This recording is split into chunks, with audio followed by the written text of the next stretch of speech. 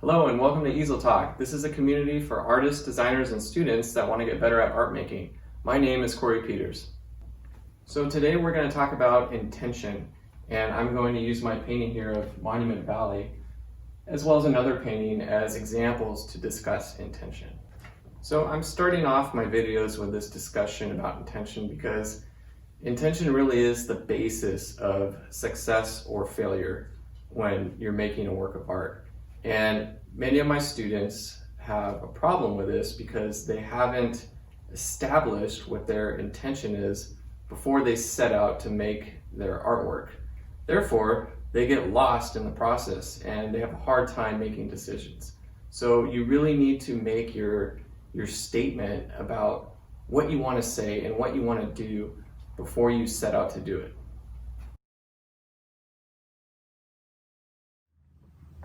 So what is intention? Well, intention is having purpose. It's having a plan.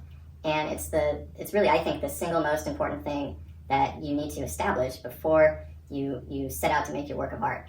And I really believe that you should try to come up with a single sentence summary of your work of art. And it doesn't really matter at all if you're a painter, if you're a transportation designer, if you're an architect, if you're an interior designer, a sculptor, a director, etc. This is just a really good idea for any type of art making. So why is it so important to come up with a statement or a single sentence summary about your work? Well, I think it's going to help you become accountable and sound informed for the actions, the decisions that you take while you're making your artwork. And after you've finished, you'll be able to justify those actions. I believe a good piece of artwork should speak for itself, but the artist needs to have something to say about it. Otherwise, your audience is going to question you. They're going to question your intellect and what you know. It's not that you need to ramble on and on and on about your work, because a lot of people don't enjoy that. You just need to say enough. You need to be able to answer questions. You need to be prepared for your audience to ask you questions. So if you haven't started doing this, or if you haven't practiced doing this, start practicing now. Start having a dialogue between you and your audience. So once you've established your statement or your single sentence summary, what's next? Well, the next thing is to decide what and where your focal point is going to be, and to make sure that everything else in your work of art subordinates to your focal point. So what I mean by that is, if you're in a room with a bunch of people and there's too many people talking, or everybody's talking, then no one can be heard. And making artwork is much like that. If you have too many things in your sculpture or your painting or your building or whatever it may be, too many things competing for attention, then there is no focal point. Okay, so focal point is the main big idea, and everything has to fall in line to that. So as I was saying, every decision that you make must support your focal point. So if you take a look at my painting here on the easel, I have come up with a statement, which I'll reveal to you shortly. And your statement is like your thesis, okay? And everything has to support that thesis. When you start doing this, it might be pretty difficult. So I think there's 3 levels to think about when you start coming up with a statement, an intentional one for your artwork. So for example, your first statement might be very obvious, okay? And then as you get better, it might be obvious plus a little more description, more adjectives to help describe it. And then as you get better and better, it's like taking the obvious thing, adding more description to it, and then adding a story and stringing those 3 things together. All right, so I'm going to give you 3 different versions of a single sentence summary statement for this painting, starting with the most simple one. Most simple one would be, my painting is about this chasm. Second version, which would be more descriptive with more adjectives, would be, my painting is about this red-orange chasm complemented by blue patches of snow within a vast desert landscape. And the third more detailed plus a story description would be, my painting is about this red-orange chasm complemented by blue patches of snow within a vast desert landscape, and the exciting journey you need to take down into and through the chasm to come out into this flat and peaceful valley. Now, I know that's a long-winded sentence, but that sentence is as long as it needs to be for me, and it helps to get me thinking about the mood I want to create, the feeling, and how I'm going to set up my composition in order to satisfy this intentional statement. Now, I'm going to give you a few examples of how my painting is supporting my statement.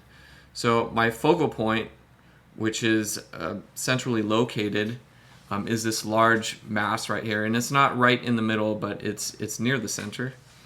Secondly, my focal point area contains the largest amount of blue or largest amount of snow, which is complementary to the orange color. And this focal point is also the most rugged looking area in the picture, and that relates to my statement as well. And third, I've created a Z composition to help move my viewer's eye from foreground to middle ground to background. And I've done this by linking my darker masses together, my shadow masses, to create this kind of a rhythm. And if you squint your eyes, you should be able to see how those darker shapes connect.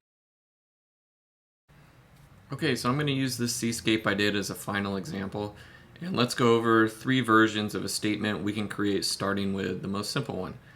That being, this painting is about the waves crashing over the rocks. A more detailed description would be, this painting is about the cool colored waves crashing over the warm colored rocks. And a detailed version plus a story would be, this painting is about the powerful and massive cool colored waves crashing over and sculpting the warm colored rocks within a constant and unpredictable ever-changing landscape. So I will tell you some of the things I've done to support this summary statement that I've come up with. First of all, the focal point, which is the largest wave, is central in the composition. Secondly, scale, the way that I've established scale. So if you look in the lower left-hand corner, you'll see a small figure there. And I've also placed trees in various areas of the composition to give my viewer a sense of how large the waves are and how big the space is. And lastly, I've added a lot of impasto texture to my focal point area, and I've done that intentionally to draw my viewer's eye to that area. I don't want to put impasto heavy texture everywhere, because then there really is no special area of texture. You don't want everything competing, so you have to be selective about where you place your texture and how you're going to place it. Okay, so let's recap what we discussed today. First thing, number 1, is you need to come up with a clear single sentence statement about your work of art before you start. Okay, that's extremely important. That's number 1.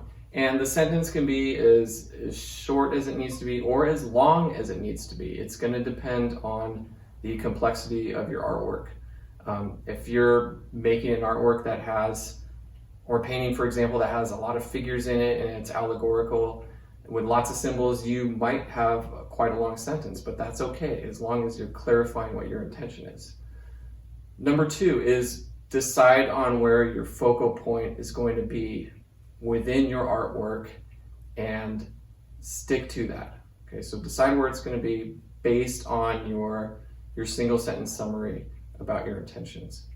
And the third thing is make sure everything within your work of art supports your focal point and does not take away from it or overpower it in any way. Okay, your focal point is the leader, and everything else has to fall in line below the leader.